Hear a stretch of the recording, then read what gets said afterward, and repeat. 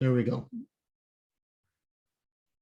Yep. Okay, that's grand. Thanks, thanks, Tori. So welcome everybody to the first meeting of the 2022 series of the Software and Computing Roundtable. So you've seen the agendas by now, so you have some idea of the topics that we cover here, and these meetings are organised between colleagues at BNL, JLab, and in the HSF. And I'm really happy that we have such a good turnout for such an interesting topic, actually, to kick off our 2022 series.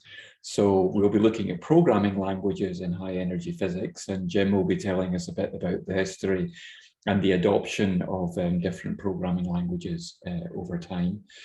Attila will give us a tour, really, of C++, which is, I mean, you could say our current workhorse, in some ways our current powerhouse, and very much the powerhouse language for performance programming, I would say. And then Philippe will tell us about Julia, which is a much newer language, but certainly one that could offer an awful lot to the field. So it's an interesting one to look at in today's meeting. So the recording is switched on. So just before I pass over to Jim, I just want to remind people that we have live notes as well. So if you would prefer to ask a question in the live notes, please just follow the link, which is at the top of today's agenda, and write something down there, and I'll try and keep an eye on that when we get over to questions.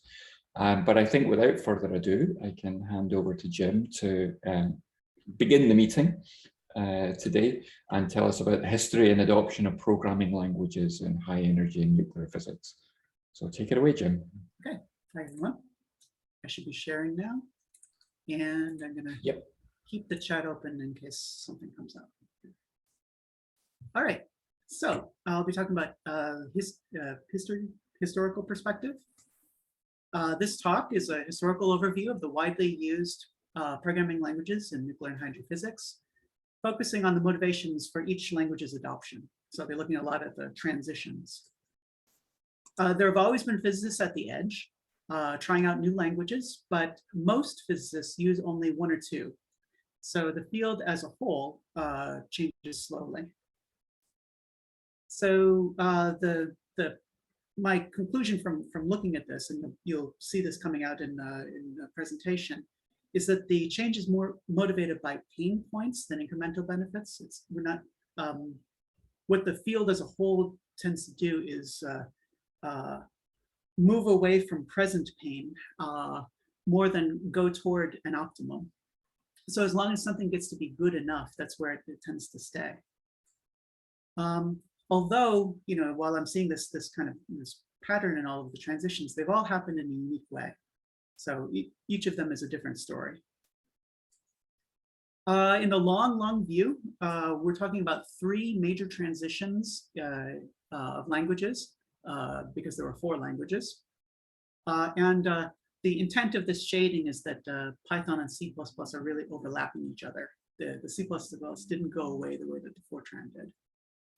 So the adoption of each of these was had a different schedule: immediate, long overdue, slowly overtook its alternatives for different reasons. And yeah, I'll be talking a lot more about these. This will also be my conclusion slide. So first, let's talk about Fortran. And since we're talking about beginnings, this is something that I think that we should all know, because probably 95 to 99% of the people in this audience have used Monte Carlo. It's interesting to know that Monte Carlo was almost the first application of any digital computers at all. As soon as there was computing, there was Monte Carlo, because it was picked up by John von Neumann. He got his name on the architecture, although he didn't invent it. In order to do Stanislaw Ulam's Monte Carlo method under the direction of Nicholas Metropolis, and if you've been doing a lot of Monte Carlo, you would recognize these names. In fact, even you probably also recognize that this is a Manhattan Project era thing. Even the name Monte Carlo was a wartime code word that somehow stuck. And I just like this picture, that's why I included them. But not just theory, also in data analysis. Case in point, Luis Alvarez's group at the Bevatron, they were working in the 1950s. This is at Berkeley. I think this was the invention of the bubble chamber, but anyway, some of the first bubble chambers, they're developing the technique of bubble chambers. This is an early one. Some 10% of the cost of this experimental of this experiment was in the computer for doing the data analysis. So very early, yes, we're going to use computers to do this. Because what the data analysis is should look very familiar to us. You get unlabeled photos coming out of the detector, that's a bubble chamber photo.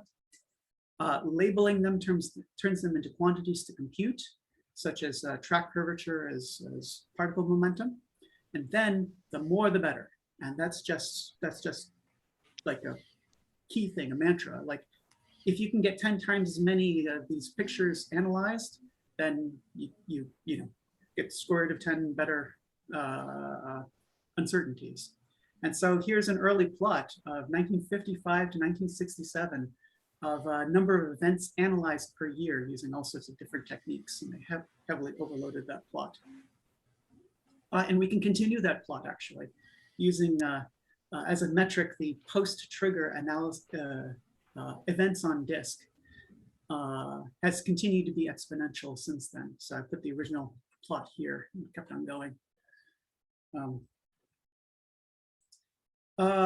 Identifying tracks was beyond the capabilities of the software. They couldn't write a track finder. That took 10, 15 years at least. So they invented special input devices to streamline data entry because, in a sense, they were using neural networks for that track finding part. Human beings, scanners. Madeline Eisenberg on the right here, she wrote about what it was like being a scanner. So I included her quotes. What it was a device where you could look at the bubble chamber photo, turn the knobs and put points on the track. And those points are going to be used for in the fit, which was automated. My favorite part is this: a quick but firm tap on the foot pedal punched the coordinate values into an IBM card that had been fed to the key punch machine. So here, this woman is holding up a finished punch card, or I don't know if it's finished or not, but a punch card, and that is what is going to go into the computers. And then once it's in the computer, then it's good for for programming. You can write programs against it. And at first, these programs were assembly because that's all that existed. Here's a write-up of a program. Doesn't happen to be a data analysis program, but I think it's illustrative. The first part of this book is the equations that they're going to work out. Then a flow chart with every if,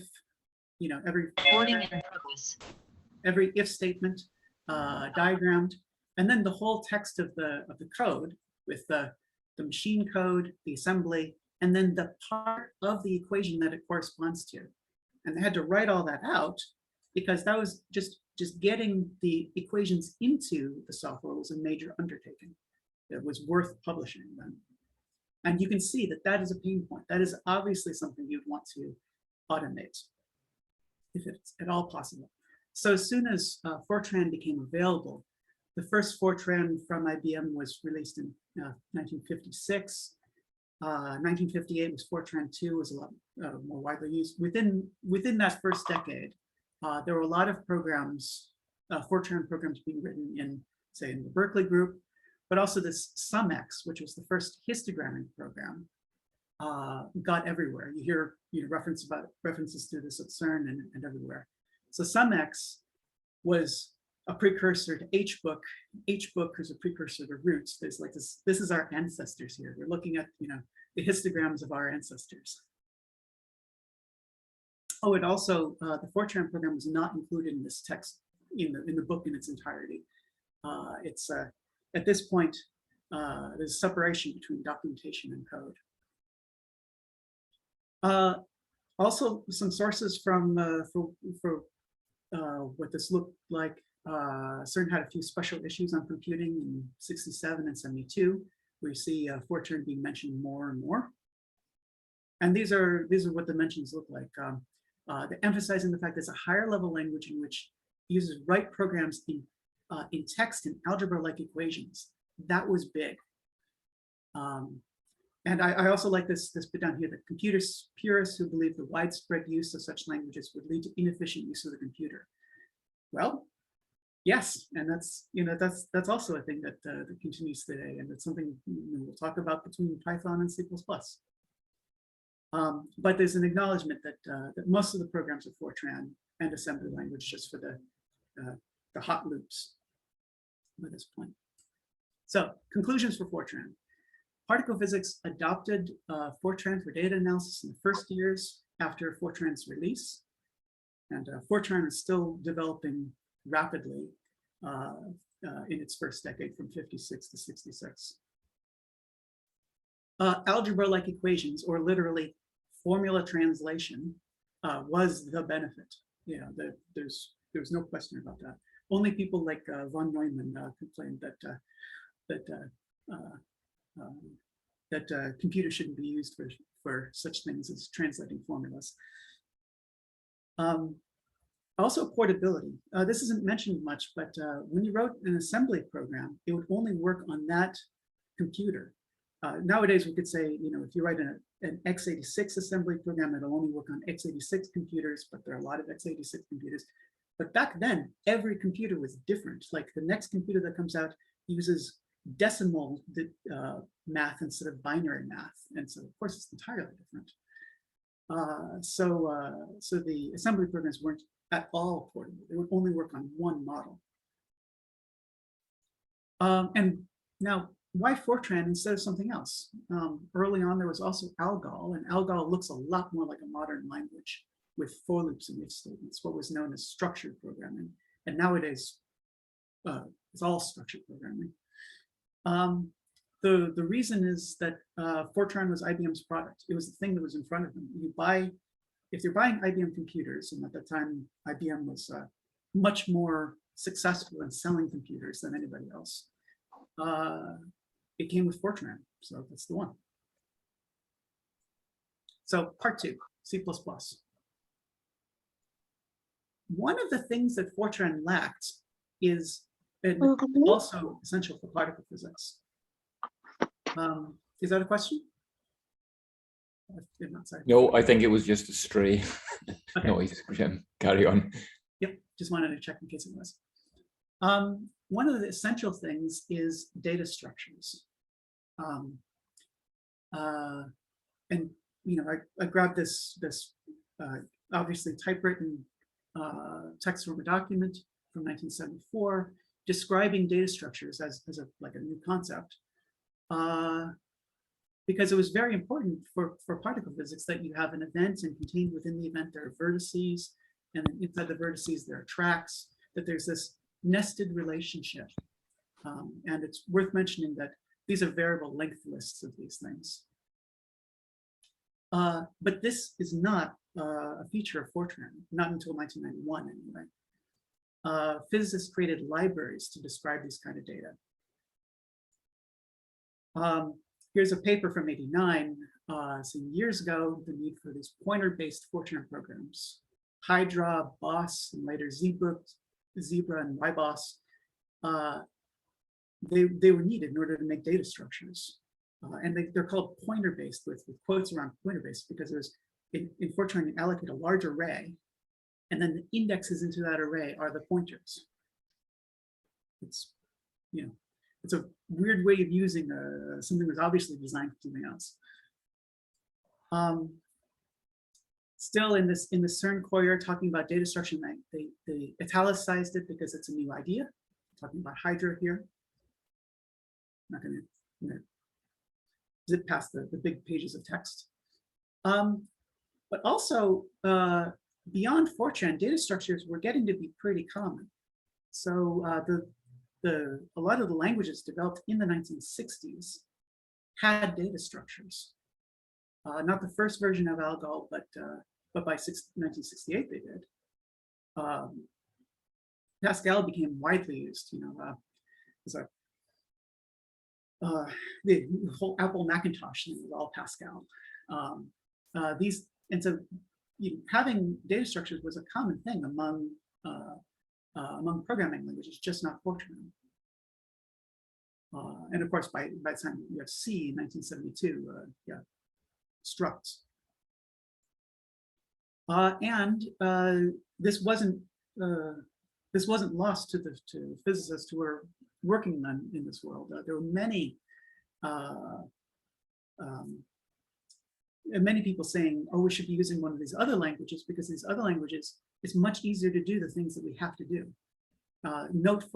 Note the expressive power of the language in the access to the variables by full name. You can write, variables by name. So like the C language deals directly with dynamic memory allocation. You don't have to make a big array and put, indexes into it as pointers. You can just create structs with pointers. There's malloc. Malloc exists. That's great. In the first 15 years of CHEP, just scanning through all of those papers, there were similar suggestions made for a lot of languages: Algol, PL1, Pascal, Ada, Eiffel, Objective-C, Java, and of course C++. It wasn't like a hidden thing. Everyone was suggesting we should use some other language, but which other language? And as sort of a historical irony, at the time that particle physicists were switching to C++, Fortran did finally add data structures, Fortran 90. This was a road that could have been taken.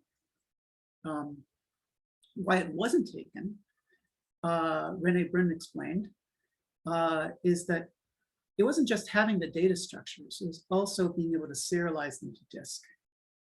And there's Zebra written in Fortran for this data structure. And Zebra is not just representing the structures, but it's also reading and writing them.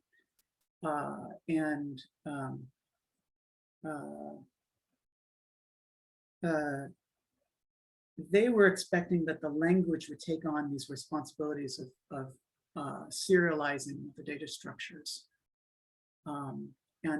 This is not what languages typically do. So when Fortran took on data structures, they did it in a conventional way. So what HEP actually needs is not just the rich data structures in the programming language, but also serializing them to and from disk, read compatibility with old data versions. This is what we call schema evolution, and mapping between the persistent data and the language's structures. And we do this in root with type introspection, although there's other ways. Hydra, Zebra, et cetera, approach these as a single problem. So within our field, that was how we were thinking that this was going to be solved, as a single problem. In Java, 1 to 2 is a language problem, and Java was very new in including the serialization as part of the language. But they consider 3 and 4 for databases. Object databases focus on 4. And there was a big deal at this time. I could even say a fight to say, is it going to be object databases or is it going to be root IO?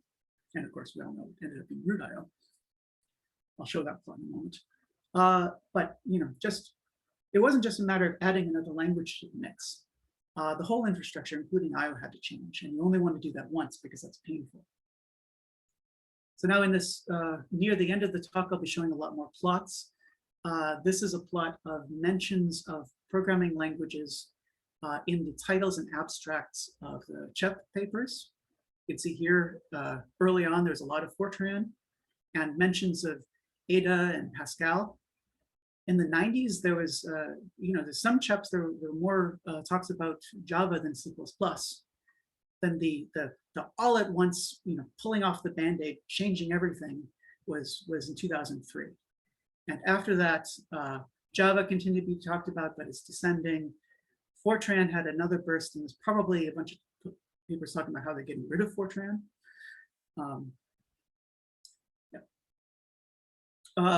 Packages. You see this confusion in the 90s. It's going to be objectivity. Is it going to be roots? Hippopotamus, which is a great name. Java Analysis Studio, you can see the Java Analysis Studio was here in the 90s, but then even though Java lived on, the Analysis Studio, hardly any mention of that. Some of these things like the zoo proposal didn't even show up in any matches. And if you're wondering about this weird year 2006, it's the denominator. This is a fraction of papers, and the denominator, 2006 was a weird year, very few papers. So root.io is a custom thing, just like Zebra and all were a custom thing, and there's a connection between these. There's some, a lot of the same authors in the root.io that we now use, and it was more advanced than the alternatives. There were exchange formats. Hippopotamus would have used XDR, which was had an RFC, but it wasn't columnar. Only very recently have things become columnar. So really, root.io was leading this charge. Case in point, Google thought they invented it in 2010. This column stores with nested data structures, but it was a feature of root 15 years earlier. This is the siloing of particle physics, or separation is not just bad for us, not taking on things from the outside community, but also the outside community would have had things to learn from us. So conclusions of C++. Nuclear and high energy physics adoption of C++ or any other such language was held back by the fact that we had a unique infrastructure. It's important to have data structures in the language, but also on disk, because all of our data analysis is always out of core. Our solutions were both more advanced and less modular than others, which made it difficult to fit things in. And many options were considered in the late 1990s. And as we all know, C++ with root.io became dominant. So part 3 is about Python. End-stage data analysis benefits from interactivity. If you can have a very quick loop between the programmer and the program, it's beneficial, because when you sit down to do end-stage data analysis, you're not really sure what it is you want to do. And this was recognized early. So in this CERN Courier, I saw that they said when you want to do the quick turnaround of, let me just read it. So-called interpretive computer languages like BASIC have turned out to be convenient for people talking with these computers. There were a lot of solutions then. Speakeasy is one I just learned about. Thanks, Jeff at Templeton. But we all use different things. Yeah, Speakeasy. Minui was originally designed to be interactive. PA was used a lot.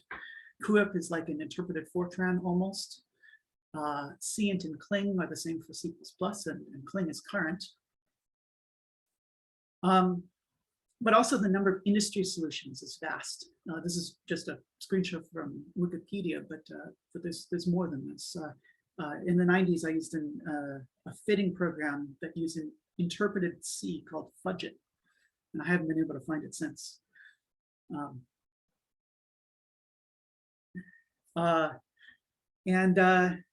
But one thing that has happened outside of our community is that the industry is consolidated on Python. There were all these different alternatives, all these different things you could use.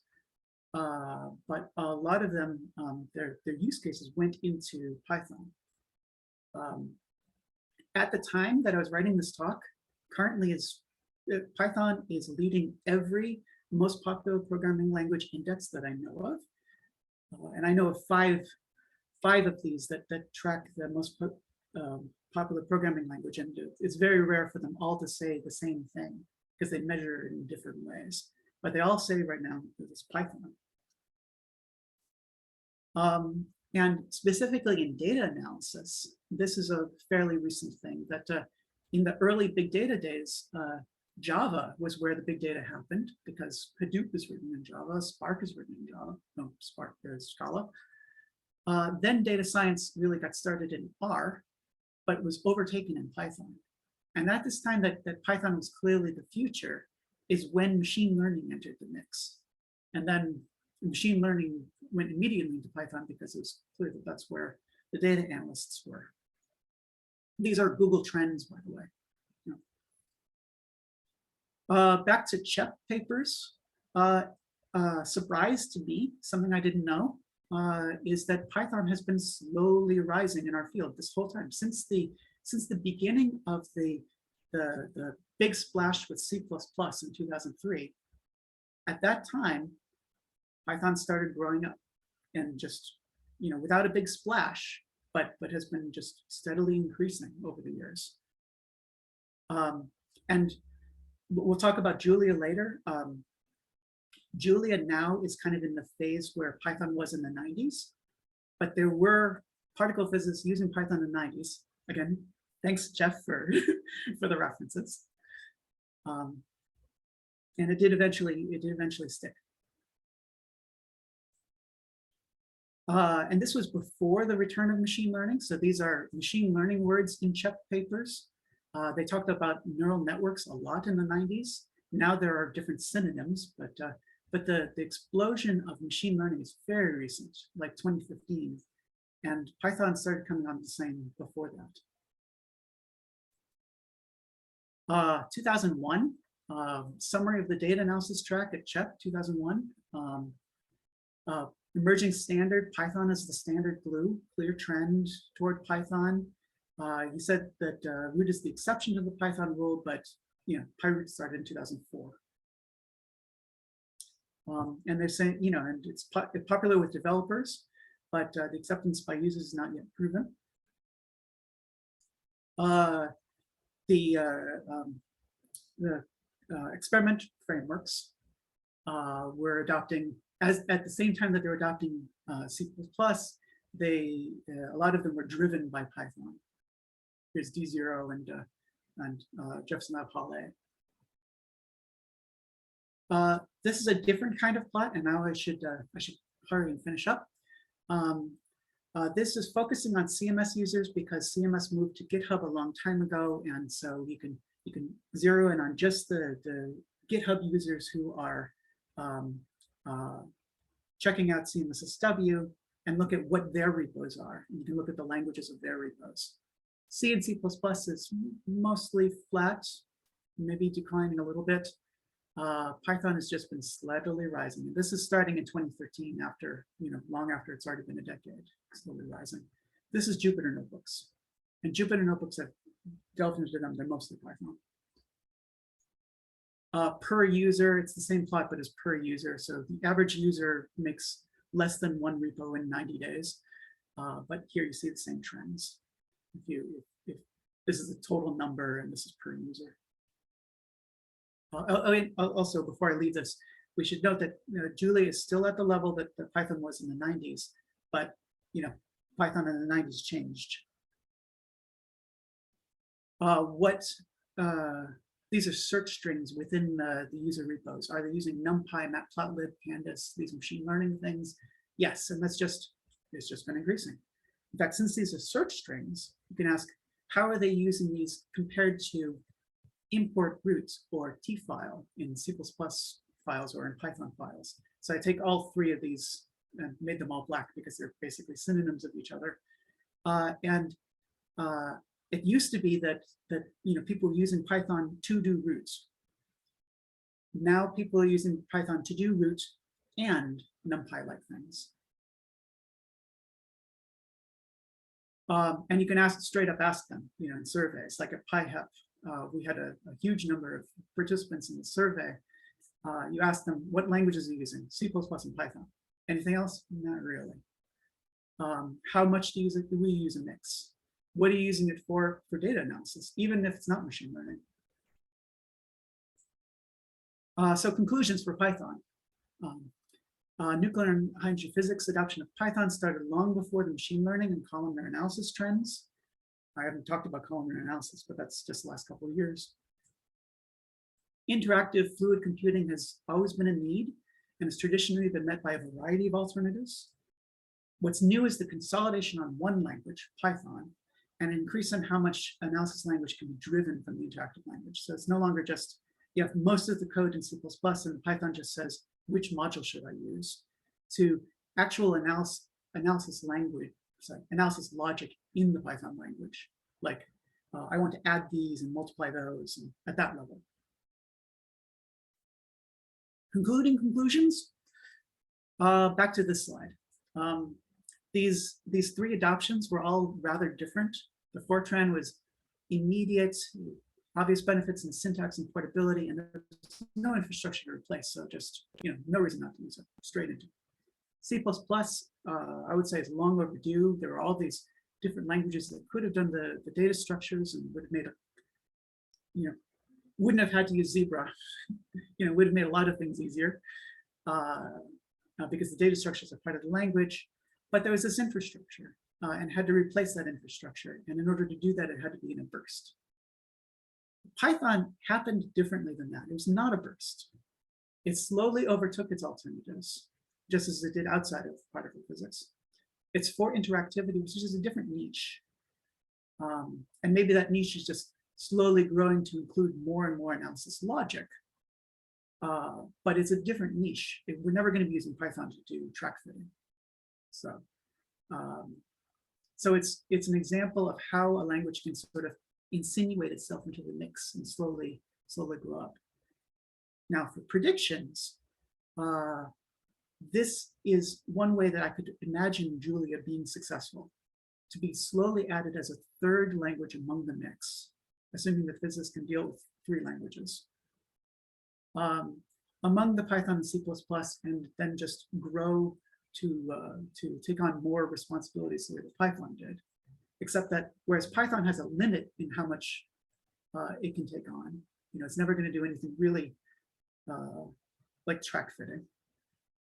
Julia could grow further than Python does. So that's it. Questions? I'm going to look at the chat now. Jim, thanks so much. Yeah, that was a really nice talk. I'm sure that there are lots of questions. There's a few things in the live notes, but as well as that, people can raise their hands and then I'll call you.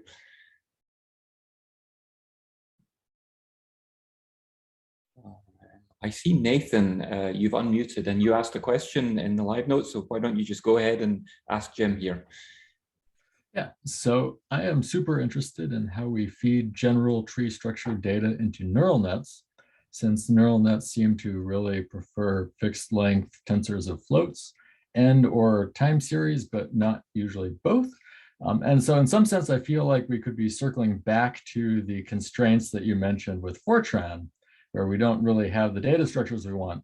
I was wondering if there's anything we can learn from the old Fortran approaches which could apply to feeding more and more richly structured tree data into neural nets. Yeah, I think that, I actually have a plot that would say a bit about that.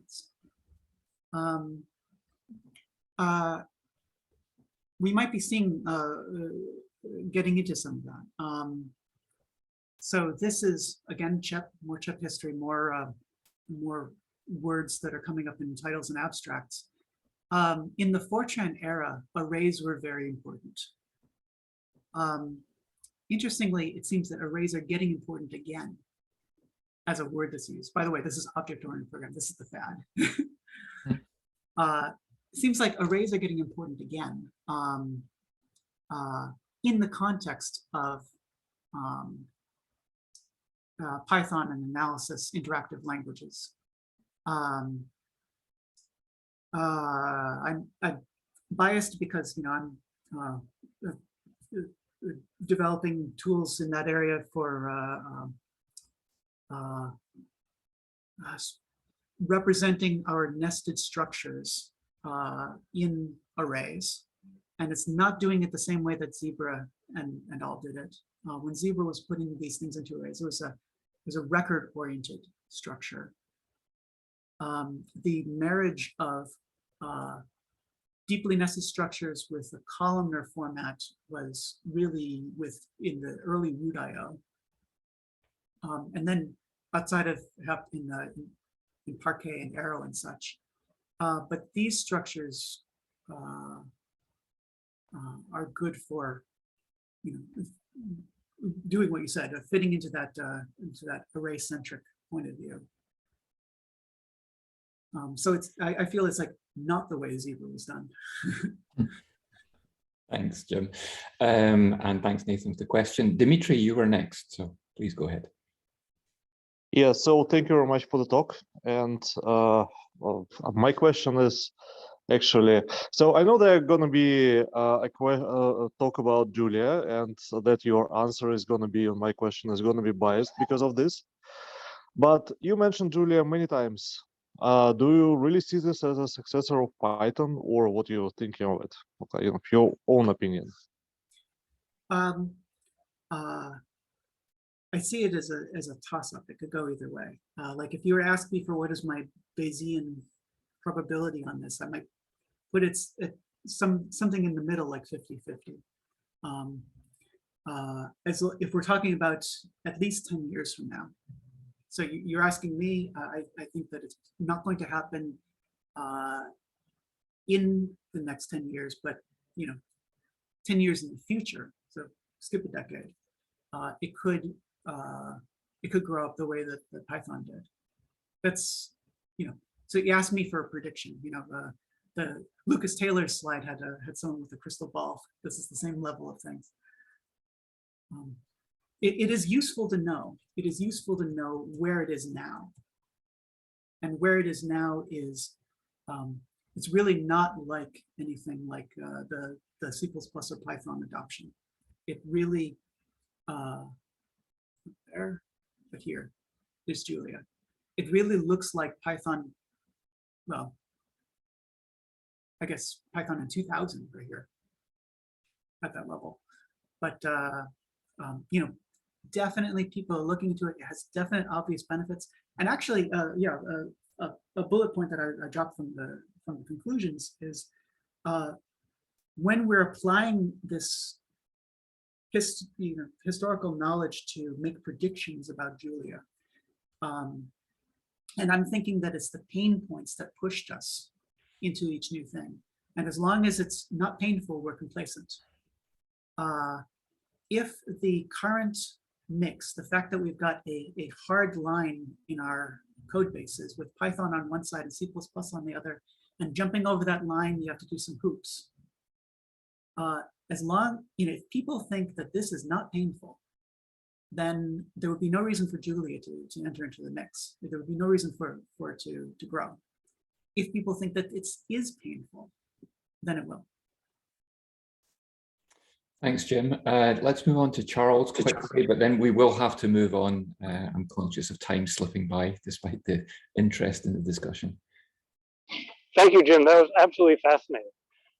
What do you see as being, say, the final straw or the last trigger that would get an experiment or a field or industry to change languages or technologies? And do you see that happening now?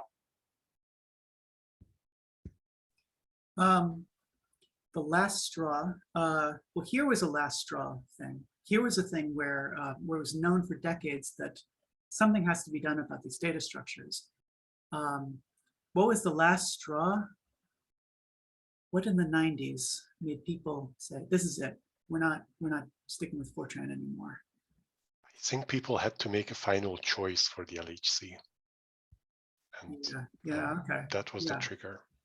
I mean, is it basically just, oh, we're moving on to a new experiment, so now is a good time to change? Because obviously you can't change in the middle of a run 3, say. But there are smaller experiments as well with shorter timescales. Right. Gordon agrees, and I do also. Peter says .com. I don't know how much .com had to do with C++. I feel like actually .com added to the big data movement that came later. But for C++, yeah, there was a transition to experiments, and this was a band-aid that hadn't been pulled up. There's a lot of discussion happening right. .com money was in the mix. This was a band-aid that had to be pulled. For the adoption of Python, there was no band-aid to pull. It was something that people would, and that I think is where I'm thinking that it could be possible for Julia, because that could be a smooth transition the way that it was with Python. I don't see any reason why we'd have to stop using things in order to start using Julia. I'm very conscious. Just to jump in, the transition at the end of the 90s, there was a real focus on leveraging industry, and the expectation was about software. So there was a focus on Microsoft, and at CERN, there was a real focus on, led to objectivity. But in the end, the thing that we got that's really interesting is the transition from the commercial, we talked VAX VMS, people were talking about that, to the sort of Unix, the variety of Unix, to commodity platforms and Linux in about 2000. That was a real critical point in terms of how things evolved. And it was slightly different than people expected. There was a lot of pushback to that for Linux and commodity platforms, but that was the thing that won, not the sort of commercial use of software, right? So open source and Linux and x86 essentially won it around 2000. Sorry, Graham. That's all right. I'll let you jump in. But I want to just give a last word to Makoto, because I think you wanted to make an interesting point about some early adopters of C++, Makoto. Sorry, yes, but yes, and for example, even Peter really knows that the Baba is the first NHEP experiments who started using C++ in early 1990s. And so was the case of Jan4. And could you please comment on these things? Are you asking me to comment on Jan4, or are you asking? Yeah, so. Yeah. Oh, so yeah, C++ and Jan4. Yeah, no, and also Baba experiment at Slack, sorry. They adopted C++ in 1992, if I understand correctly. Yeah, let's see here, right.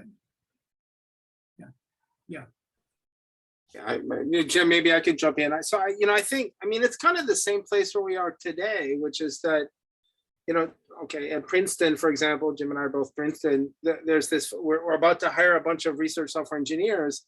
And, are we going to hire people that are in some weird niche, some high energy physics niche, or are we in sync, right? And that kind of thinking was there very much in the 1990s, which is, how we workforce development, all these things, how we're preparing people, are we in sync or not? And I think that with other things that I mentioned kind of drove, the thinking, certainly in Babar.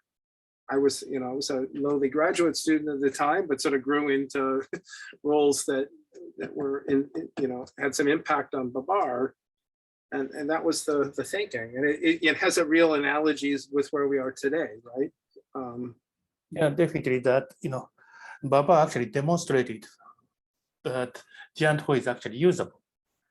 But that's the reason why, LHC experiments started to think about it. Okay, because Jan4 is a C++, and it's going to be in the experiment package. So then there's a. Yeah, Baba is the first experiment who started to use Jan4. I think it's certainly true that when you have a new experiment, there's often a greenfield opportunity there, and that allows people to explore alternatives without being held back by the past. Fantastic discussion, but I think we really have to move on.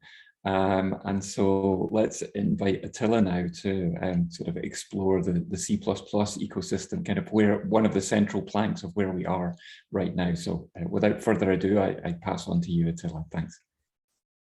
Yeah, let me throw some more fuel on the fire, because that's sort of where I'm leaning with this presentation anyway. So as I was selecting this picture of the languages, I was absolutely aware that this is some terribly outdated statistic, because I absolutely agree with Jim. These days, in any statistic, Python would lead this chart. But since this showed C and C++ in a bigger way, I just chose this one. So what I'll try to talk about here a little bit is why I think C++ is pretty great. It's been very great to high energy physics and nuclear physics, and why we should be mindful of speaking ill of it. Now, at the same time, of course, I have to acknowledge it right away that C++ is a pretty complicated language, and that's actually a big negative point against it. But it has given us quite a few things because of its complexity. Now, I did want to start with just a little bit of historic overview here as well. Jim already gave a very nice view of what happened with languages in general, but just with C++, and I think most people who use C++ at least know the basics of this anyway. How it was initially developed at Bell Labs, first as an internal project, and then it became a public thing in 1985. After which it took quite a while until it was standardized. And I'll be coming back to this quite a few times during this relatively short presentation. How I believe just the step of standardizing C++, how strong of a thing it is for this language. And of course, most of the modern era of C++ started just a decade ago with C++ 11. And development has been speeding up a little bit ever since. As I was looking for material for this presentation, I was surprised to see how few of the current active languages are properly standardized. A few of them are. I was actually surprised to see that C# is properly standardized, but a good deal of languages are not. They just live and evolve. And to me, the standardization part really shows that by now there are so many people invested in C++ and invested in it, staying stable, that in it evolving, just gradually evolving, so that large code bases could stay maintainable. That we should keep thinking about this as we are looking for new ways of writing code. Now,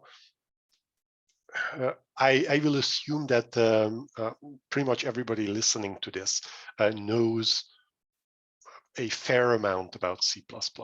So while I'll be pointing out things later on, various aspects of the language, in the end, I'm not trying to teach about the language in all that much detail. But as you all well know,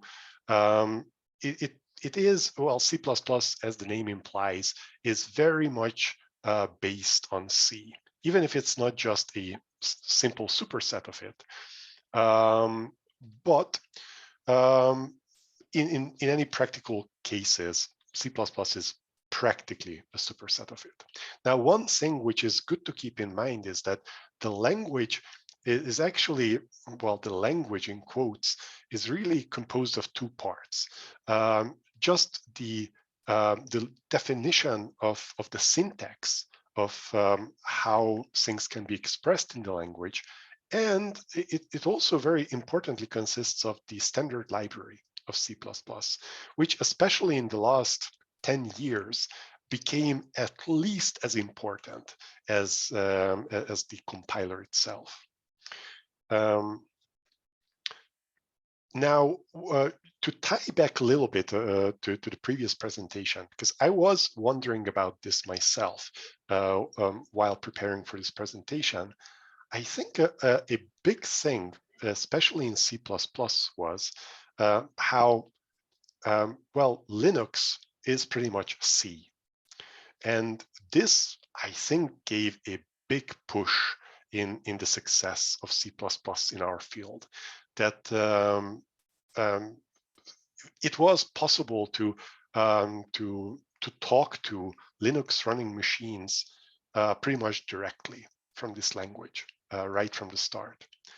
And since C itself is such an important language, over the years, pretty much any serious new language started off by making sure that it could interface to C libraries and existing C code. And this sort of also meant that anything that would come along could interface with C++ as well. Now, this has been a very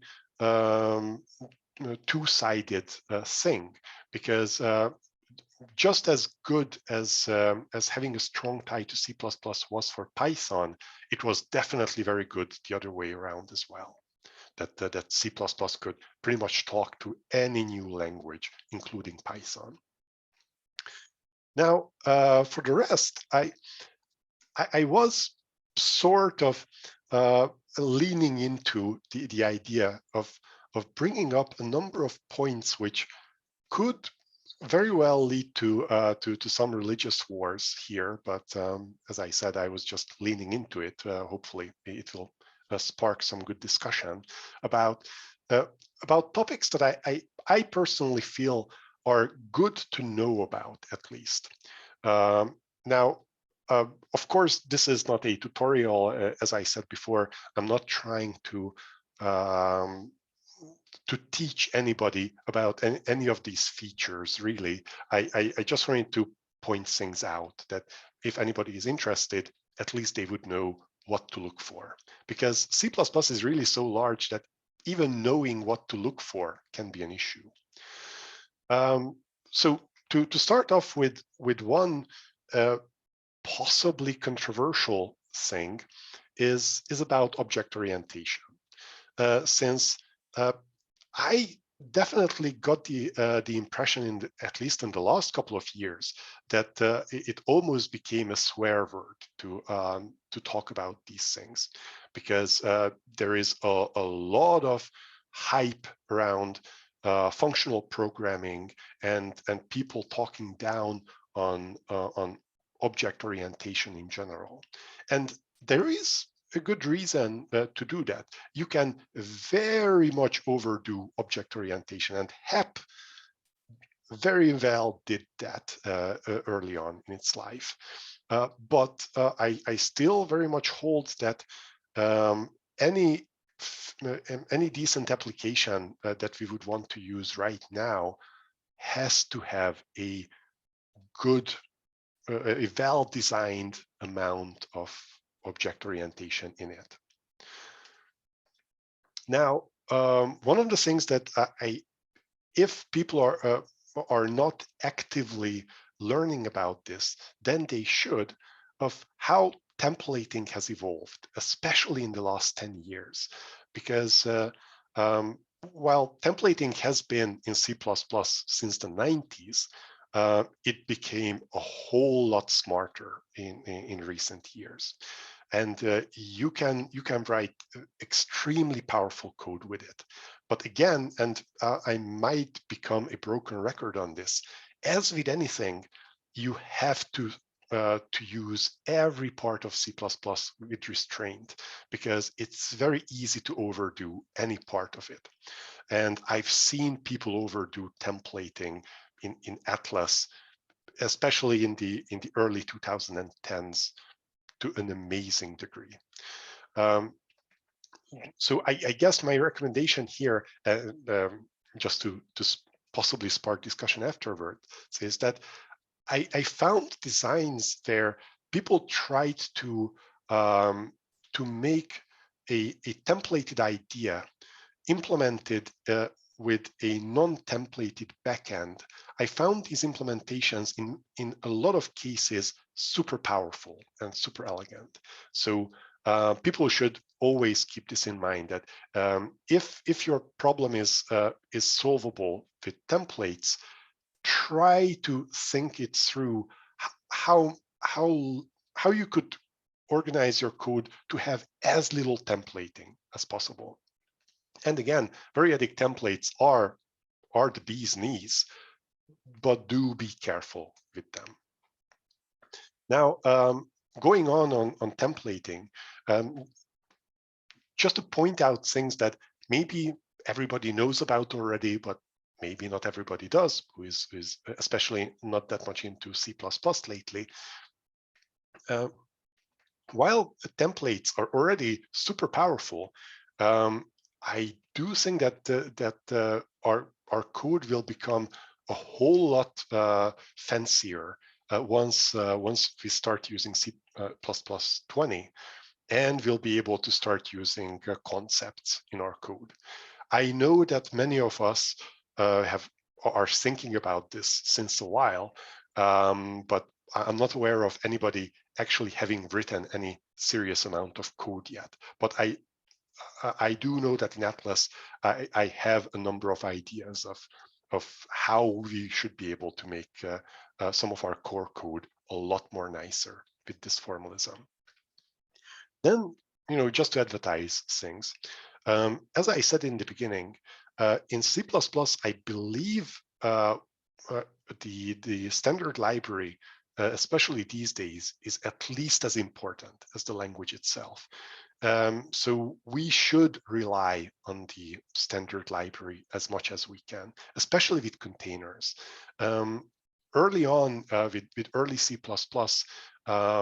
everybody was writing their own container types, and there were fair reasons in many cases for doing so. Even today, there might be fair reasons for writing your own container type, but really only do that if necessary. And just to point out that things that I'm really keeping my eye on are these new non-owning container types, which I do believe will become very important in the non-too-distant future. Now, the same thing is sort of true with algorithms as with containers, that people should always strive to use them, even though this might even be more complicated in many of the things that we do than using the standard containers. But one thing to keep in mind here is that most of the developments that go into the language keep the standard library's algorithms in mind, first of all. So if you manage to design your code in such a way that that you can lean on standard algorithms, then you will always be in a good shape to make use of the very latest developments of the language. Because even for non-CPU execution, if all that your code is doing is to use standard algorithm-like constructs for serious computations, then you could be well off right now already. Now, with all of these having been said, and as I began, I'm really leaning into possibly ticking some people off here. I wanted to share just a few personal views about data structures, because as I said earlier on, I very much agree with what is the current leading opinion that we have overdone object orientation and polymorphism. Really, we overdid that like 15 years ago, and we have been trying to undo much of that for the last decade, because, well, it turned out that while the language could do all these things, CPUs couldn't really. So there has been a lot of talk in the last few years about how to organize data in memory, and this is still very much an evolving field. But there are a couple of simple things to keep in mind. Try to use standard types as possible with as minimal polymorphism as possible. But the possibly controversial part that I wanted to mention here is that I don't think that getting lost in performance issues, especially when you start designing your code, is a good way to go, because at least in Atlas, I didn't see this ever being the bottleneck for anything that we would ever do, not in any large scale application. Now, again, for things that people should be aware of with how C++ is developing is memory management, because as soon as you write a large amount of code, and I actually enjoyed it a lot that Jim talked about Zebra so much, because yeah, memory management has been the big issue in HEP applications since the beginning. Luckily, C++ and most modern languages have evolved a lot in this. So these days, especially when you're writing new code, absolutely make use of all the modern features of the language. Pretty much only ever create objects on the heap with smart pointers, because there is really no reason for not doing that. And it can make the code a whole lot more readable, even for people who have maybe the old code that they know is old root and old root interfaces. You must appreciate how much more expressive code using smart pointers can be. Now, there is currently another step happening in memory management improvements with C++ 17, even improving on how we will be able to manage memory in a convenient way between different kinds of devices in a heterogeneous environment. A lot of it can already be done with modern C++, although right now you still have to do quite a lot of work yourself as well to make use of it, but things will inevitably even improve further. Now, just to very quickly touch on multithreading, since I think this is one of the parts that we should be proud of, is that even though the C++ language itself does not provide multithreading that would be enough for high energy physics, we did manage to agree on a solution that pretty much everybody adopted with threading building blocks. And I believe this was one of the more successful things that we harmonized between the experiments. So anybody who wants to use multithreading these days in C++, unless you're doing something extremely simple, TBB is the thing that you should be using. Now, finally, I wanted to touch on heterogeneous computing because, well, anybody who knows me knows why. I do believe that it will become very important for us in both nuclear and high energy physics. And just as with all of the other languages, if you want to write code for new types of hardware, let's say it like this, it's really a zoo. It's a Wild West out there right now. And it will take a while until things calm down a bit. But I do believe that in the non too distant future, things will calm down a little bit. And I do believe that C++ will be the language in which things will converge in how we can program these new types of architectures in a standardized way. Still mostly related to this, things that I myself, I am keeping a close eye on of things that have not been standardized yet, or largely have not been standardized yet, but are definitely coming, is first of all, the new executor model in C++, which should become part of C++ 23. I have extremely high hopes for it because it promises an interface that could be adopted by pretty much all of the hardware manufacturers for running code on their non-CPU devices. At the same time, I am a bit scared of this new standard at the moment, because I have reservations against the formalism, but let's hope that that it will be all that it's promising to be. Because if it becomes all that it's promising to be, it might obsolete some of TPP as well. Now, the other thing that received a lot of discussions in the recent years are coroutines, which are also a very, very interesting concept to be now included in C++.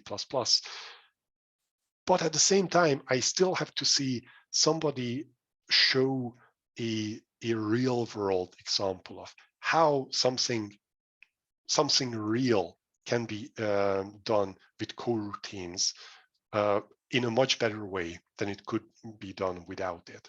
Because my first inclination with this was that, this must have been pushed by the big three of hardware manufacturers for GPU programming. But as it turns out, no, they have no apparent interest in this. So we'll have to see. It could become something important. And just to leave you with one other thing that might or might not spark discussion.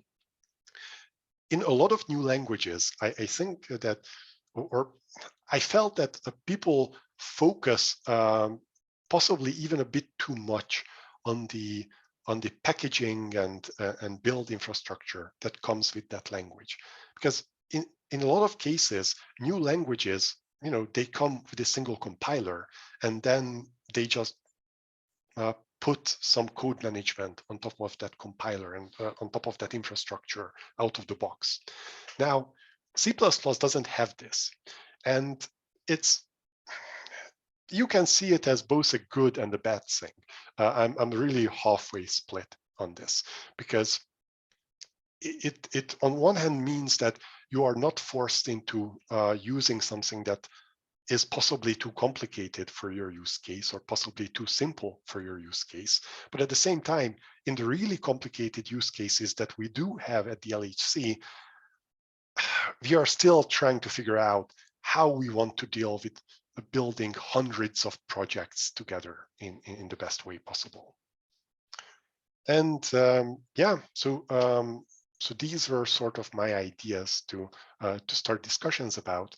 As I began, I do think that C++ being a standardized language, which is governed by a large body of people, is actually a very good thing, because it ensures that even with the crazy remaining lifetime of the LHC, C++ will definitely still evolve, and it will be maintained 20 years from now as well. We should be very thoughtful of this with modern languages. So yeah, thanks. Great, Attila, thanks so much. I like the way you gave such a nice forward look as well into what's happening in C++. Well, we have a good clutch of hands already, so let's not waste any time. And first we go to Lucas, your question. Yeah, hi, Attila, very nice talk. So one thing I noticed, maybe also in comparison to Jim's talk, so this seemed very much focused on like core software, like heavy duty, reconstruction type software and so on. Is your view kind of that for analysis, it's kind of a foregone conclusion it's going to be Python, or was that just not the scope of the analysis of this talk? So you're absolutely right.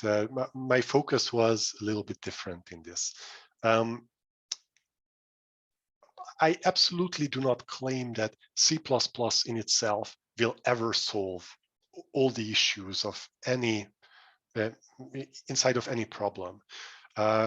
So what we will use exactly for analysis, I think that that might very well change in the lifetime of the LHC. The only thing that I'm really sure about, and I'm willing to bet money on is that the core software, the reconstruction software of the LHC will not move away from C++ anymore, because we have just way too much code in this by now. On the analysis side, it's a good question. I'm sort of with Jim on this.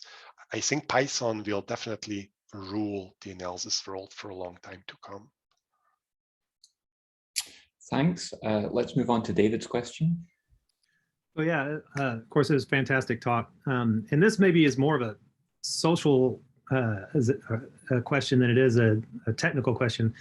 But one of the things that I have noticed in the past with C++ coming out with the new standards, fairly regularly now, that I feel when I work in a large experiment that has a big software stack that is already developed, I'm kind of demotivated from adopting new standards or new features that come out in the language, because that suddenly means that if I put any of that code into the repository, everybody is going to have to upgrade a compiler that's compatible or change things that could easily break what are established working systems for a running experiment, which would get a lot of complaints, and I think rightfully so, from people who are not so interested in keeping up with all of these things. They just want to kind of run the code. Do you have maybe any comment on how do you do an upgrade cycle when oftentimes we're involved with experiments that may have a decade-long timeline or more, where you're just not motivated to keep up with these things because you would break a working system?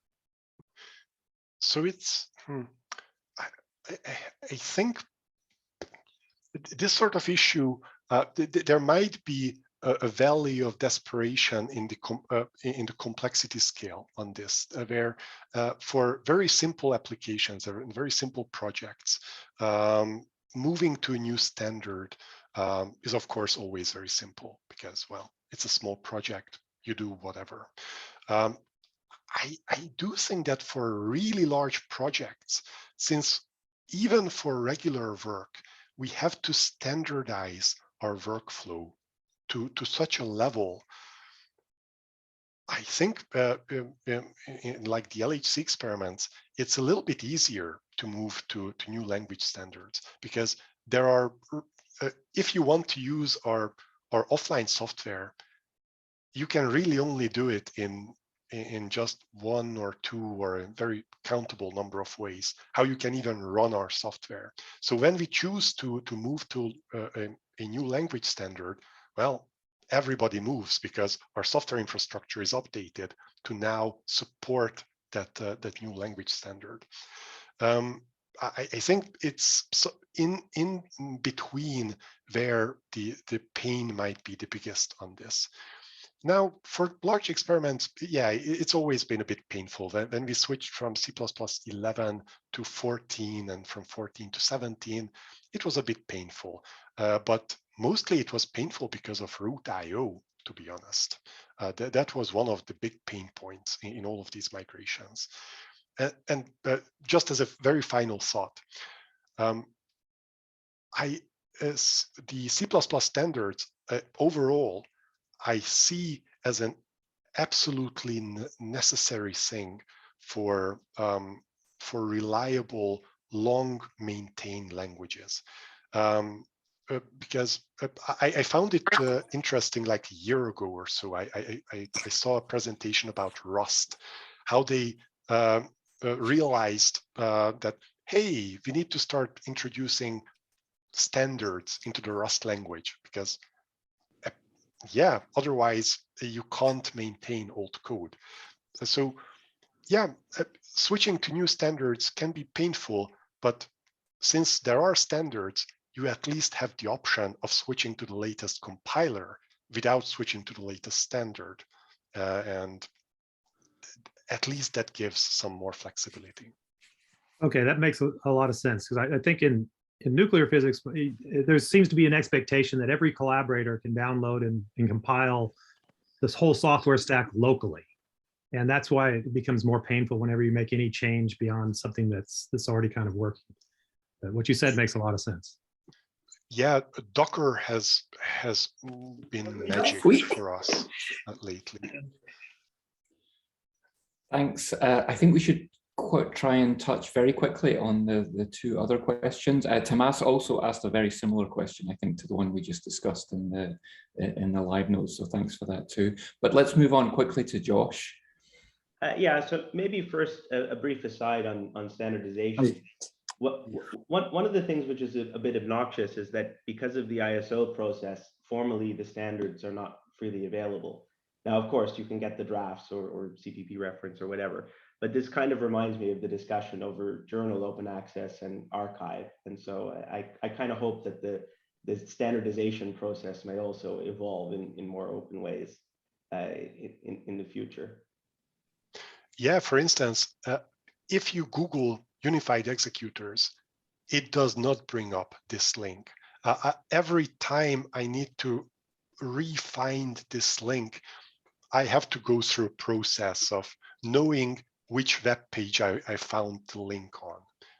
Yeah, even public things are not super easy to find. And if I may, a quick comment about coroutines. I mean, to the extent that this is similar to asynchronous I/O in Python, this is pretty widely used for home automation purposes in terms of sort of communicating over the network with the various consumer devices. So and it does help sort of writing more robust concurrency there rather than sort of having spawned off communication threads. So I could imagine it could have some implications in things like data acquisition systems and stuff, depending on how it interacts with, you know, polling network drivers and things like that. But yeah. That's absolutely correct. That the most reasonable examples that I've seen so far, but of course, whenever I'm looking for examples, those will be very simplified things. But the most reasonable things that I saw were about network communication, because, you know, when people start showing how great coroutines are as, let's say, random number generators, well, have you heard about functors? So in many cases, the examples that people bring up could be expressed with much different formalisms as well. Thanks, Josh. Last quick point from Philippe, and then we'll move on to the last talk of the meeting. Thanks, Attila, for this nice talk. The C++ standard nowadays is evolving very fast, and there's implication on the way that you are programming, the style of programming. My question is how we should deal with training people, and how should we in harmonizing the code in a large experiment framework?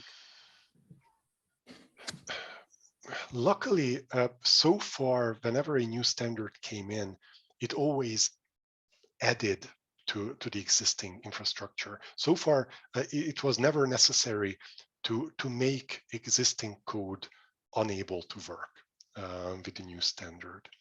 So, which is a good thing, especially in large code bases, because it absolutely allowed us, for instance, to very adiabatically migrate to using smart pointers in the Atlas code base. In a lot of places, we still do not use smart pointers, but for most of our things, we do by now. And we could do this step by step, because just because a large part of the code was still using bare pointers to pass around ownership didn't mean that in the core, we couldn't start migrating things. So just how standards have worked so far, every new standard was possible to migrate to in small chunks. I can only hope that this will stay the case. Thanks, Attila, and thanks everyone who contributed to the discussion. But I'm aware of time passing. The sun has set definitely here in at CERN. So let's move on. Yeah, it was pretty like light outside when I started. Yeah, I know. Now it's quite dark. So great. Let's move on to Philippe's talk, and then let's hear about Julia and the possibilities for that in nuclear physics. We can see your slides well, Philippe, so go ahead.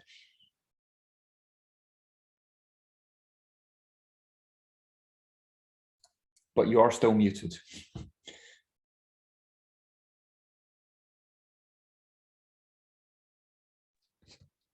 Okay, now you should be able to hear me. Yes, we can. Okay. Looking good. First, now. thanks to the organizer to have invited me to present the Julia language for the nuclear and high energy physics applications. So I will start by introducing the subject. Julia is a recent programming language, as Jim stated. So it was the first release. Its first version was released in 2013. It was designed to provide high performance, like a C, C++, and easy programming, similar to Python, within the same language. It has a rich ecosystem, especially for scientific domain. I believe it's an ideal language for NHEP applications, and it has a growing interest and is attractive replacement for C++ and Python. Yes, a paradigm of mixing C++ and Python. So Julia was developed to solve the two-language problem. So the two-language problem is the fact that before the creation of Julia, we needed a different language to do fast and easy coding and to do fast running. So for instance, using Python and C++, but it can be also MATLAB or R language and C++ or Fortran. So the effect of this is that the same project, you are mixing different languages, and you are going back and forth between the languages.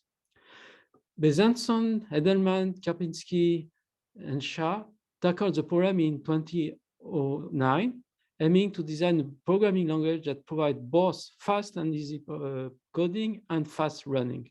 So this was a burst of Julia. The first version was released in 2013. This was a breakthrough, which was recognized by two awards that I've listed here. And since then, 12 years has passed, and the Julia has improved from release to release, and it has accredited mini package developers that led to that develop a large ecosystem. So nowadays, Julia is a mature language with a wide ecosystem. So here I pick up some use case of Julia outside of NHEP. So there is a climate modeling alliance, Clima, adopted Julia as their main programming language. So you can look at this as a link. The Celeste project made a survey using of astronomical objects using the dataset of SDSS. So cataloging about 2 billion objects in just 14.6 minutes. So this is really this proof of using Julia in the high parallel computing. It's used also for pharmaceutical. So Pfizer and Moderna partly use Julia, using Los Alamos for energy in the energy network research. The Federal Research Bank of New York, and you also example of electronic simulation and quantum computing. So Julia is also already used in NHEP. So ChemistryNet has a high-level software. ChemistryNet high-level software has a Julia environment which is in development, and in addition to the Python 1, the Legend neutrinos double beta experiments uses two parallel stacks. One in Python, the primary one, and secondary one, which is in Julia, which is used for validation and for experimentations. Note that C++ is used for what is related to Geant4 simulations. We have several papers that was published using Julia. So paper last summer published by LHCb. One was published, one from JPAC analysis, another from Compass, and probably there are many other papers that I'm not aware of. So here I put a link also of a paper, also was last summer, that studies the performance for high energy physics from colleagues of Linear Collider. And two links on resource on Julia for NHEP, so the organization in GitHub, and a couple of workshops on Julia in NHEP. So use of Julia in NHEP is still limited, but the interest is growing. So I would like, before going further, I would like to make incursions into loops. So why loops? Because HEP enjoy loops. Actually, when we do we analyze events, we do loop on events to loop on particles, and often we do matching, clustering. This implies a loop of particles within particles, within the loop of particles. So LXC experiments looks like this. So it means that we repeat many times the same line of code. And these loops actually repeat many times because you have to run the analysis many times. So actually for analysis, you have line of your codes that are executed billions of times, even for code that just made for publications. And this is end user code. And you have also loops in the simulation on Monte Carlo simulation. So it's also applied. You have similar thing in nuclear physics. So here I've put an example of a test of a loop in C++. So I'm just computing the sum of 1 over n from 1 to 1 billion. I don't know if you see my pointer. So this is the loop where I do the calculations. So I've times this code, and it takes 2 milliseconds with the default compilation optimization options, and with the -03 options, we get my milliseconds. So running this loop takes 1 millisecond in C++. Now, if we do this in Python, we can write the code like this, and we can time it, and it takes 44 milliseconds. So the code is simpler, and actually the simplification will be more striking even in more advanced codes. We don't need to compile, but we have a large price on the performance. Actually, Python dislikes loops, and the master rules for do high performance code in Python is to avoid writing loop in Python. And the way to do it is that we push the loop into underlying compile library, and this approach is adopted by NumPy vectorization. So now if we do this in Julia, so here's the code. So you see that the code is similar to Python. One difference is all blocks and with the AND keywords, which allows to have code that code behavior that does not depend on your code indentations. And so if we time this code, it takes 1 millisecond. So the time is the same. We reach the same performance that C++. So the bottom line of this test is that with Julia you get as simple as Python and as fast as C++. So now what makes Julia unique? So first, it was developed from D1 with the goal of having a simple coding, easy coding, and with high performance. It's a just-in-time compilation, use just-in-time compilation at Java, so it provides, which allows to provide both fast executing and a good interactive experience. Its type system is unique, and the multi-dispatch paradigm is unique, and I will come back to this in the next slides. And this also supports a Jupyter notebook, which is very nice for interactive interactive coding. Actually, the Jew of Jupyter is coming from Julia. Jupyter, I mean Julia, Python, and R for the R language. So first, so the Julia type system is special. So it's dynamic. So like in Python, but the JIT compiler actually infers the variable type to produce optimized code. So they will produce the code specifically for the type you are using. So a bit like a template in C++. You have the possibility to indicate the type, and this is used to provide polymorphism, so the ability to provide different functions implementations depending on the argument, so overriding of C++. It can be used for efficiency, but most of the time you don't need it because the type can be inferred by the compiler if you use simple rules of programming styles. And it can be used for explicit type checking. So if you want to have type checking in your code. So he has also parametric types like C++ template. This is the syntax. So here you have a P4, so for momentum that with elements will have type T, which can be decided as being float or double precisions or whatever. So he has inheritance for the abstract types. So the abstract types are types that can be used to write generic functions, and that can then later be used with concrete types. So in principle, you have the inheritance for the interface part of your types, and the Julia. So all of these allow Julia to provide a polymorphism in both sense of meaning of generic programming and function providing in a more consistent way than C++. So now I mentioned the multi-dispatch paradigm. So dispatch is the dynamic polymorphism. So it's the way that when the code is executed, it chooses which code to be called. So when you are calling, when it's executing a function, it decides which code to execute depending on the type. So this covers the aspect of function overriding and the aspect of generic programming. So this single dispatch is a case when it applies for one parameter of the functions, and we have this in C++. So it's a virtual function, and this parameter is a special parameter, which is an instance of the class. In Julia, this is extended to every parameter of the function, so that we call the multiple dispatch, and this is a central feature of Julia. So this multiple dispatch is the remarkably use and extension of third-party libraries.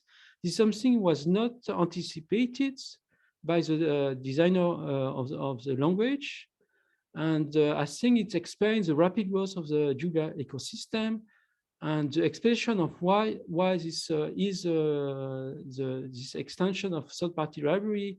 You can find it in this nice talk from Stefan Karpinski, where I put the link here. So now Julia is interesting because it's easy to program with. First, it has a code syntax and grammar, which is similar to Python. You don't have these long types like in C++. The dynamic type system makes it also easy to program. It's easy to run, and it has syntactic structure similar to Python to write concise code like list comprehensions, chaining of operators, A less than B less than C, using underscore to make a large number more legible. Is a support of symbols for variables, so sigma can just be sigma in your code, pi can be pi, and he has even more.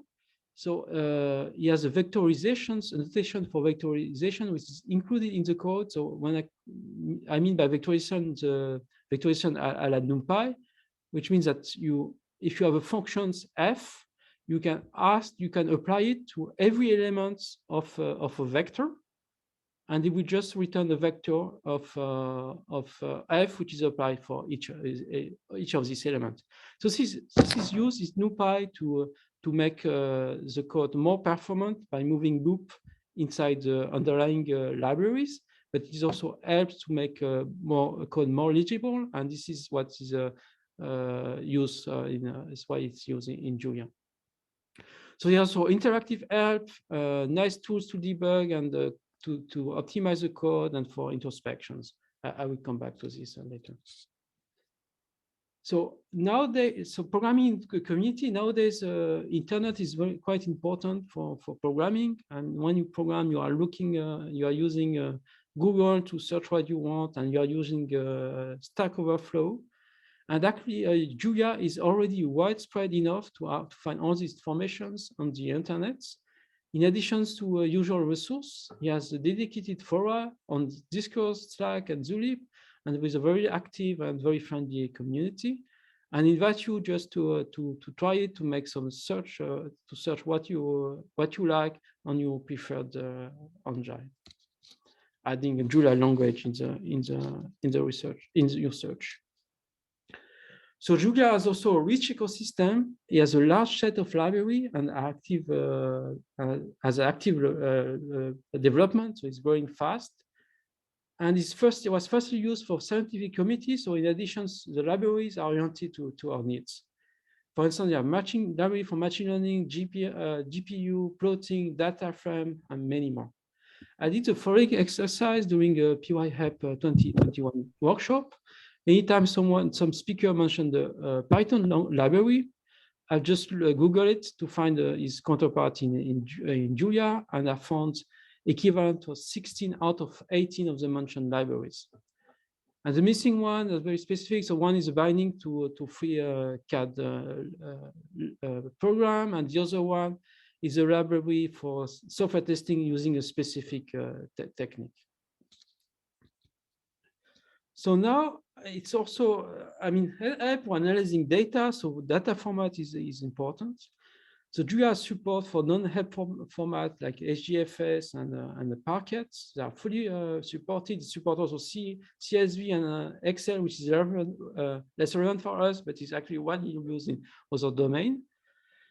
So on the help side, root, there are two packages to read the root files. One was developed, both were developed by users. One was written in Julia, so it was by Thomas Gras, which is here, and Julia link. It can read, so it's written directly in Julia. Is fast, but it's read-only. It can read ChemistryNet data and trees of simple type and vector of simple types. It can also extend it to read more complex type. So in principle, you can read CMS and Atlas ready with it. And there was another package which is a wrapper to uproot. So uproot is a library to read the root files from Python. Was developed by Jim. The wrapper was developed by Livershus, and in addition to write support, he provides Xroot support. So now when you use a programming language, is important. It's also the tools that are around it.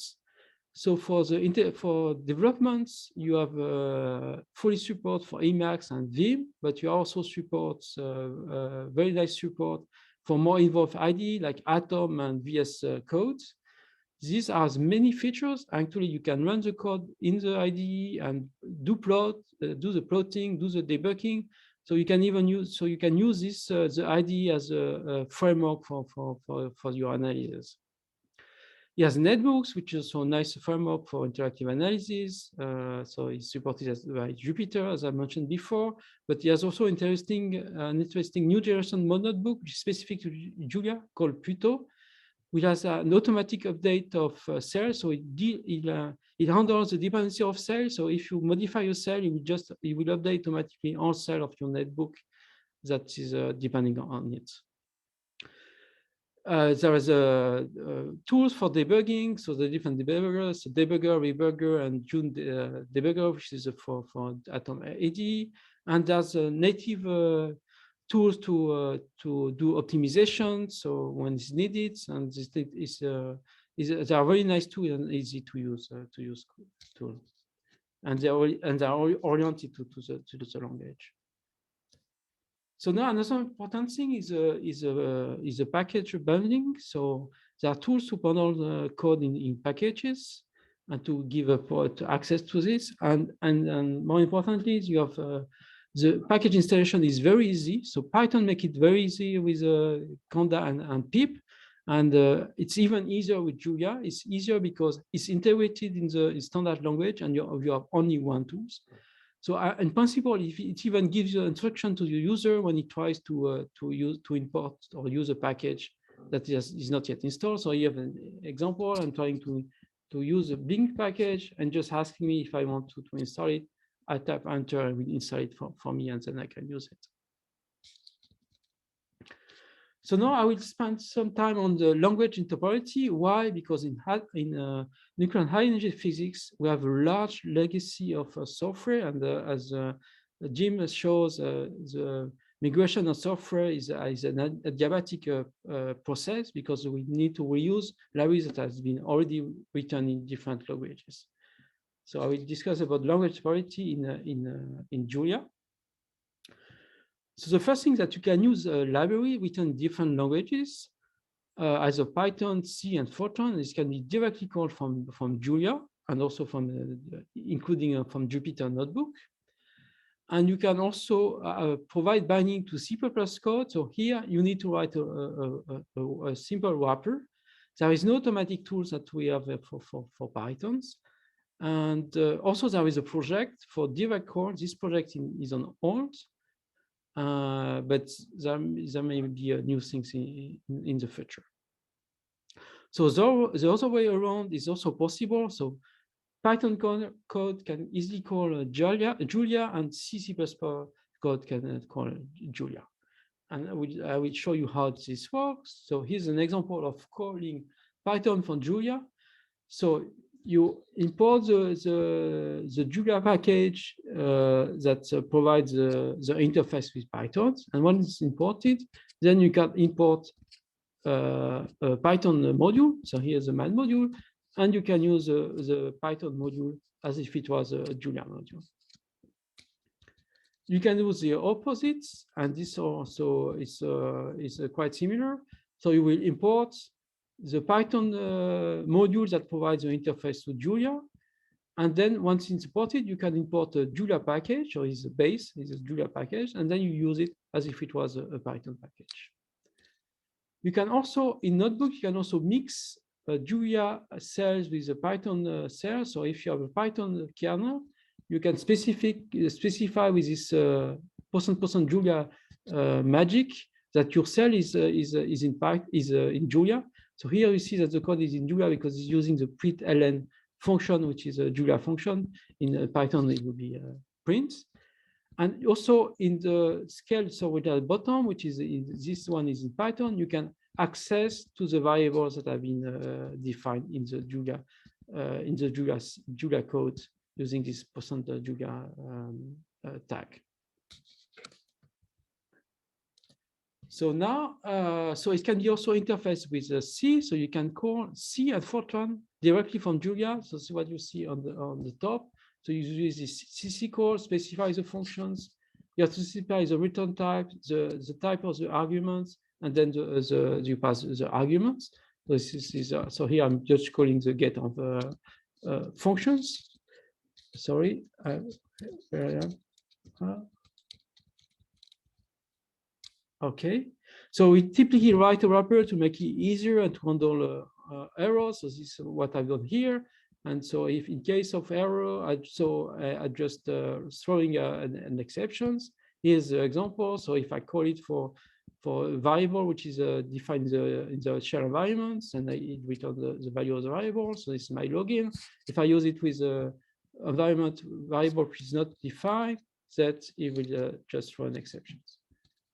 Sorry, I just touched the touchpad. So you can also do the opposite, calling Julia from C and C++. This is an example. So here you have the line that just called Julia code in the C++, in the C or C++. You can also, you have also function to call Julia functions and retrieve the value. So I made a proof of concept of integrating Julia in the C++ help environment with an advanced way where you are calling Julia from C++, and the Julia code you are acting on C++ class. So here I have a link for this.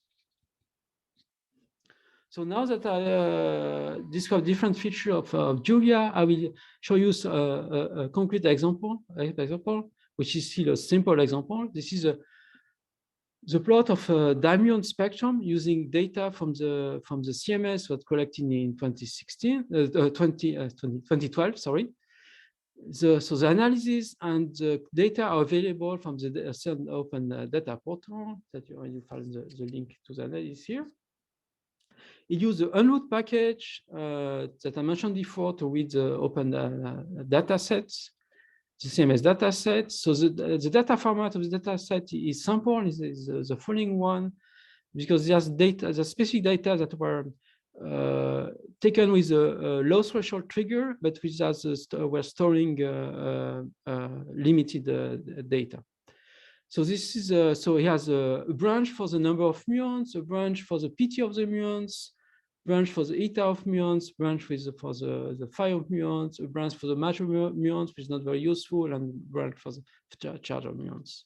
So now I will show you how the code looks like in Julia. So this is the analysis code. So we define a histogram, the histogram to fill, and then we loop on the events. Should note that we could also use data frame. Here I'm using a loop just to show that we don't have any penalty by using a loop. So this line is just to be able to run the code in a less event for test purposes. So we are requiring that to have exactly 2 muons in the events. We are requiring that 2 muons have opposite charge. Then we build the mass of the dimuon system and we fill the histograms. So this is a method that does the analysis, and here how we run the analysis. So we use lazy tree from the unroot package to read the root files, and then we just run this analysis on this. So it takes 33 seconds to run over the full data set, which has 61.5 million events. So then you can plot the histogram using a standard graphic tools of the Julia ecosystem, and you get this plot which is similar to the paper, to the plot of the published results. Except that here for simplification we didn't correct for trigger efficiency. So we compare the speed. I compare the speed of this code with same analysis implemented in Python. So in different way.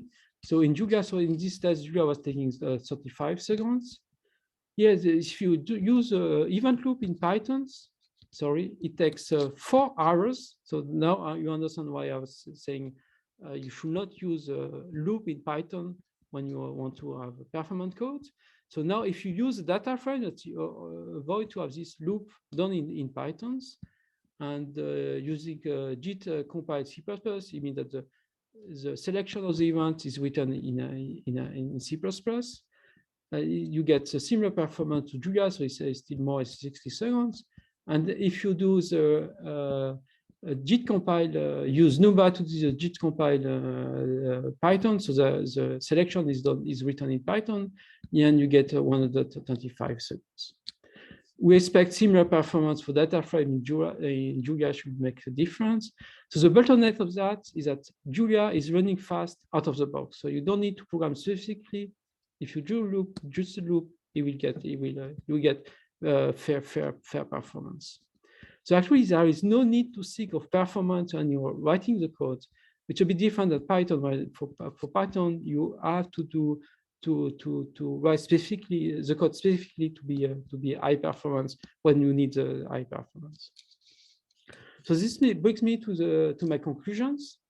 So Julia is not just another language; it's a language that meets a need, which is reconciling fast running with an easy and fast coding. It comes with a large ecosystem, is mature enough to be used for NHEP, and so Julia is a very promising language for NHEP. So this was my conclusion, and I'm open for questions. Thanks so much, Philippe. That was really nice overview of what you can do in Julia and how you can interface to other things and some of its advantages. So yeah, it's getting late, but let's have some discussion, of course. Dimitri, you were the first with your hand up, so why don't you go ahead? Hello, can you hear me? Yeah, we can. Thank you very much.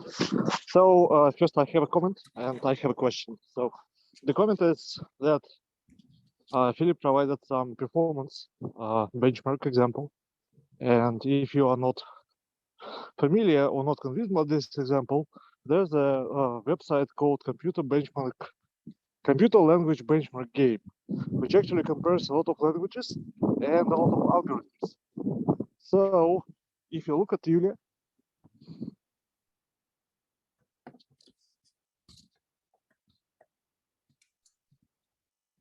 Dimitri, you went mute, and I wasn't quite sure if you'd concluded. Yeah, I'm sorry, I accidentally pressed the mute button. And if you look at Julia compared to C, you actually figure out that it runs pretty close to C, which is really impressive. And the question I have, so you showed this histogram like HEP analysis example, and that's really what's probably important for us. And frankly, I looked at the language pretty close like 4 years ago. And 4 years ago, if I would start doing my analysis, I figure out that there's plotting is pretty shallow. And you know, like if you start messing with histograms, there are no histogram packages. Certainly you can build a basic histograms, right? But if you start actually fitting them, messing with 2D histograms, there were no tools actually. And actually I just see that Python community just develops these tools. So were there some improvement, or can you kind of say that I'm wrong, that everything is now there and stuff like this? So there are some tools now to do histogrammings.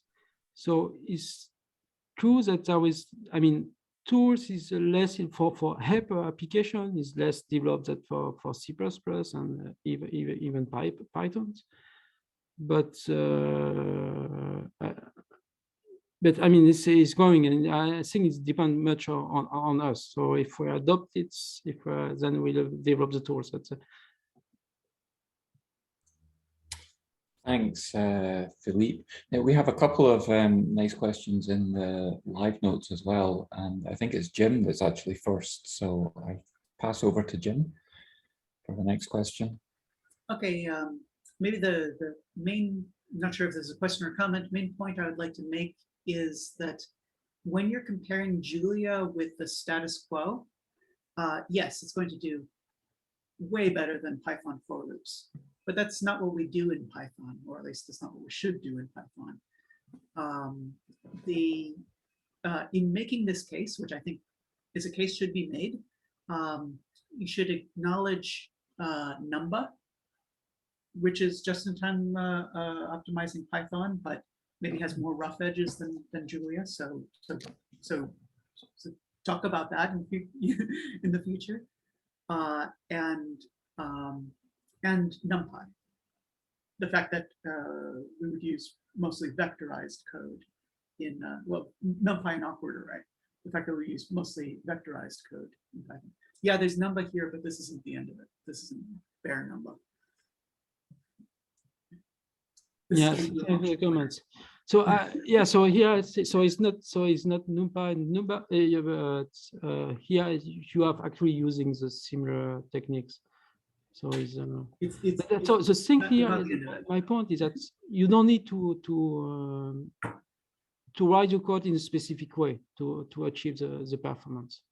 Yeah, that's the thing. So if you just write as you think, it will work. If you write using if you are using data frame, because it makes the code easier to read, it will also work and you will also get good performance. But sometimes, I mean, when you think of the algorithm, it's not always easy to think of in the Python way, and, or to think of without loops. Yeah. I think the point is very well made, though, that you have to make rather meaningful comparisons between a language used correctly or language plus extensions used correctly. Yeah. Let's go on. Pete, I think you were next with your hand up. So I have a general comment, which is that, you know, we as a community, our strength, you know, why are we even in the game of talking about languages and how we're going to impact, you know, and we have language evolution and, you know, general science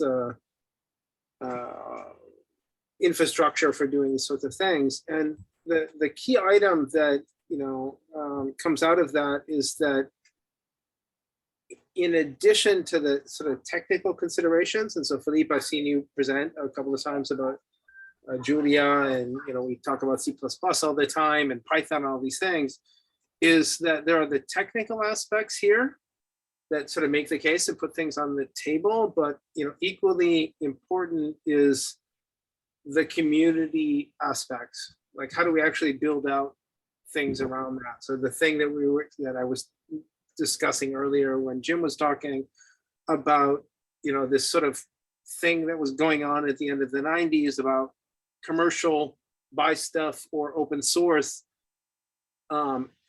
or what's happened in recent years around Python, so PyHab and these sorts of things, is about building collaborations out. And this is what we do in particle physics, right? Like our strength is really, really there. So the generic comment that I will put on the table is, in addition to all these technical things, it's always important to think about how, you know, we make the intellectual case, you know, for various things, but also like how we build communities out around various directions that we put on the table. Enough said, I'm done. Thanks, Pete. That's a very good point to make. Let's move to Lucas's question or comment. Yeah, thanks for the talk. So I had a question. So, I mean, in a lot of like the Julia appeal seems to be kind of to have like one language that rules it all. And so presumably like in some future, you know, like we should be thinking about, you know, okay, in a future experiment, are we re-implementing, you know, reconstruction, you know, at the scale of the LHC experiment in Julia? And so there, the question that I raised, I think in the Julia workshop, that wasn't super clear to me is, you know, does that force us to, in such a world, to rejit all of our reconstruction code every time we run it? Or is there some way to, you know, save a representation of the reconstruction code in a precompiled form and so on? Is there some kind of vision for how this would work? Yeah, so actually, so it's what is saved is an intermediate compilation results. So the last step of the compilations is always done real time, but the intermediate step is saved on disk to save time.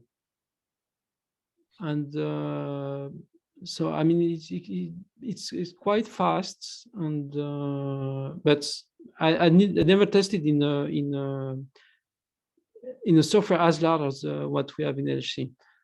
Yeah, I think that would be interesting. So I understand that there's some caching going on and so on, but you know, having some kind of output that is kind of at the level of shared libraries in C++ world, where we just have kind of our fixed kind of compute product, I think it would be useful. And I have zero feeling, you know, how this would scale to like code bases like the LHC reconstruction. Mm-hmm.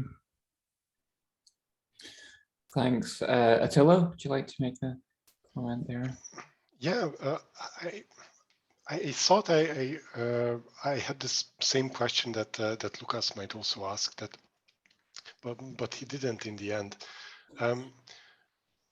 When it comes to like large projects, I heard about people trying out Julia in HEP, in NHEP in the past. Could you give some examples of what people have done and how large these projects grew, how successful they were, and how the whole thing just worked out once people needed to actually run some code and produce some results? So I think there are a few examples. So I mean, if Thomas is connected, maybe he can answer because he's using it at KM3net.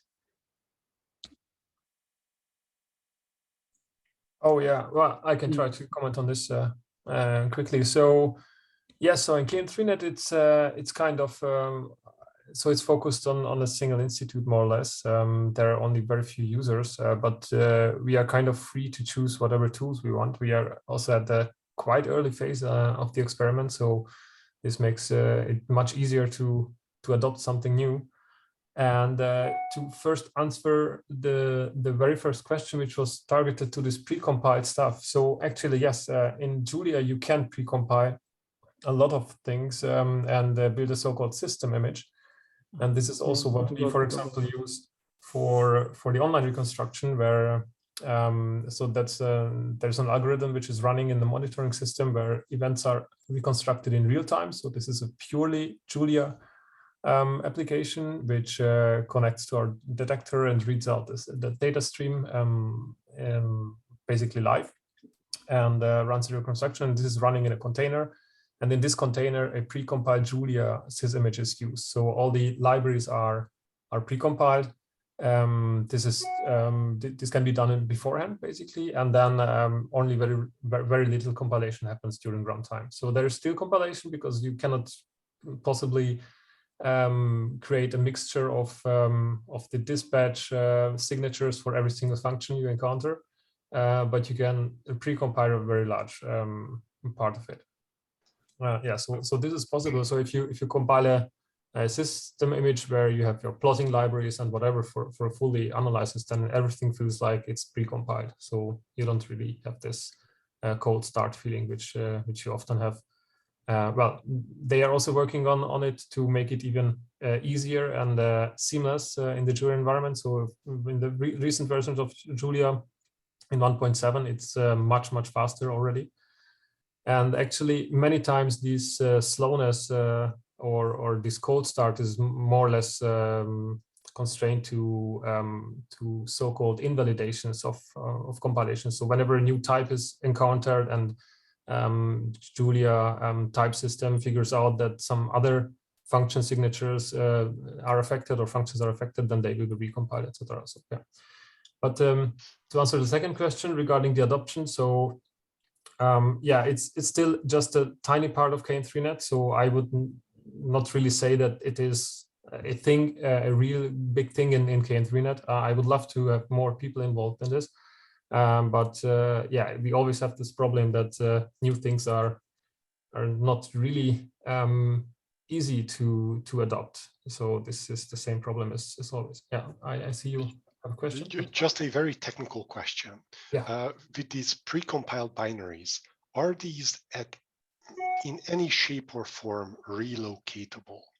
So are you only able to precompile them in their target location? Because in a container you could do that, or would it be possible to like install these precompiled binaries somewhere that you don't have write access to yourself? The produced file is actually an SO image, so this can be distributed. Okay. So as long as the architecture is compatible, this should work. But I've never tried it, to be honest. It's really just the end step of our production pipeline, and then this is produced, and we use it there. Yeah.